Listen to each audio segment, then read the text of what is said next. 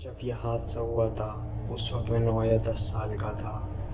Norway में मैं अपनी माँ और बहन के साथ रहता था। हमारा घर शहर के बिल्कुल कोने में था और जिस इलाके में हम रहते थे वो जगह बहुत ही शांत थी और वहाँ पर लोगों की और गाड़ियों की कोई भीड़ नहीं होती थी। हमारे घर के पीछे वाली दिशा में सिर्फ एक खिड़की होती थी जो मेरे कमरे की थी। एक दिन मैं घर के हॉल में बैठा था और टीवी पर एक शो देख रहा था। मुझे लगता है कि उस वक्त रात के 6 या 7 बज रहे थे क्योंकि बाहर तेज़ी से अंधेरा छा रहा था। मैं वहाँ घंटों तक बैठा रहा जब तक कि बाहर बहुत रात हो चुकी थी। तब मेरी माँ ने मुझे कहा कि जाकर अपने कमरे में टीवी देखो क्योंकि हमारे घर कुछ मेहमान आने वाले थे। तो मैं हॉल के टीवी को बंद करके मैं अपने कमरे में चले गया। मैं वहीं अपने कमरे में बैठकर टीवी देख रहा था और थोड़ी देर बाद मुझे प्यास लगी और मैंने पानी की बोतल हॉल के टेबल में रखी थी। तो मैं वापस हॉल में जाने के लिए अपने कमरे का दरवाज़ा खोल दिया। जब मैंने अपने कमरे के बाहर एक कदम रखा, मुझे पता नहीं क्यों ऐसा लगा जैसे मेरे ऊपर किसी की नज़र है और ऐसा लगा कि मेरे कमरे के शीशे के बाहर कोई मुझे देख रहा है। मैंने जल्दी से अपना सर मोड़ा शीशे की तरफ, पर वहाँ पर कोई भी नहीं था और सिर्फ रात का अंधेरा था। मुझे लगा कि शायद ये मेरा वहम है और मैंने ज़्यादा ध्यान नहीं दिया इस बात को और मैं हॉल में गया पानी की बोतल लेने। जब मैं वापस अपने कमरे के अंदर आया तो मुझे एक अजीब सी चीज़ दिखी। मेरे कमरे के शीशे के बाहर नाखूनों के निशान थे, जैसे किसी ने उसको बाहर से खोलने की कोशिश की है। मैं अपने पानी की बोतल को बेड पर रखने के लिए शीशे से एक लम्हे के लिए नज़र हटाई और जब मैंने वापस शीशे की तरफ देखा तो मैं डर के मारे वहीं खड़ा रहा। मेरे शीशे के बाहर एक आदमी खड़ा था और वो कमरे के अंदर मेरी तरफ झांक रहा था। बाहर की तरफ से मेरे कमरे का शीशा थोड़ी ऊंचाई पर है तो मुझे सिर्फ उसका चेहरा दिख रहा था।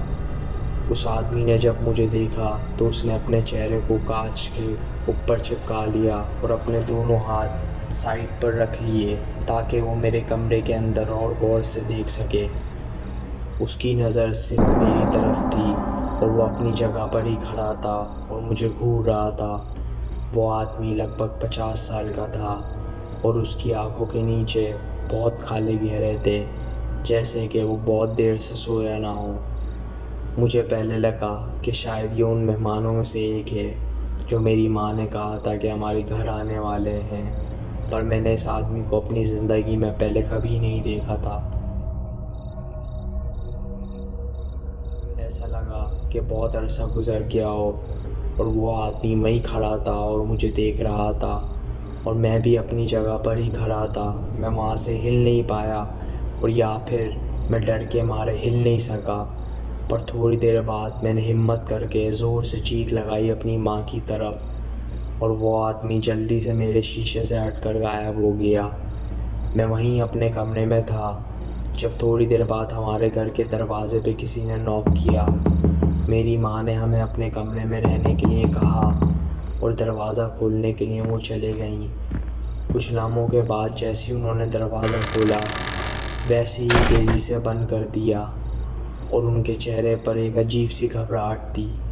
मैंने पूछा कि कौन था दरवाजे के बाहर, पर उन्होंने उस वक्त मुझे कोई जवाब नहीं दिया। उसके बाद मैंने उस आदमी को कभी नहीं देखा। कुछ महीनों के बाद मेरी माँ और बहन हॉल में बैठकर टीवी देख रहे थे जब एक खबर आई। उस आदमी को पुलिस ने गिरफ्तार कर लिया था जब उसके पड़ोसियों ने उसके बारे में एक शिकायत करी थी कि उसके घर से बहुत गंदी बास आ रही है। जब पुलिस उसके घर आई तो उस आदमी के घर से उनको एक 13 साल की लड़की की लाश मिली जिसको इस आदमी ने अपने हाथों से मार डाला था। वो लड़की कुछ हफ्तों से लापता थी और आखिरी बार उस लड़की के माँ बाप ने उसको अपने ही कमरे में देखा था। पुलिस को लगता है कि शायद इस लड़की को उस आदमी ने उसके ही कमरे से अगवा कर लिया था। उसके कमरे को शीशे को खोल के और उसके कमरे में छुपकर जब तक कि बहुत रात हो गई थी और उस लड़की के माँ बाप सो गए थे। बहुत सालों बाद मैंने अपनी माँ से पूछा कि उस रात हमारे घर के दरवाज़े पर कौन था, तो उन्होंने मुझे बताया कि एक बुढ़ा आदमी था और उसने कहा कि हमारे घर से किसी ने खाना मंगवाने के लिए कॉल की थी। पर उसके चेहरे को देखकर मेरी माँ बहुत घबरा गई और उनको पता चल गया कि वो आदमी झूठ बोल रहा है, तो उन्होंने फ़ौरन जल्दी से दरवाज़ा बंद कर दिया। मुझे कभी कभी यही सोच आती है, क्या होता उस रात अगर वो आदमी मुझे ले गया होता, तो क्या वो लड़की आज ज़िंदा होती।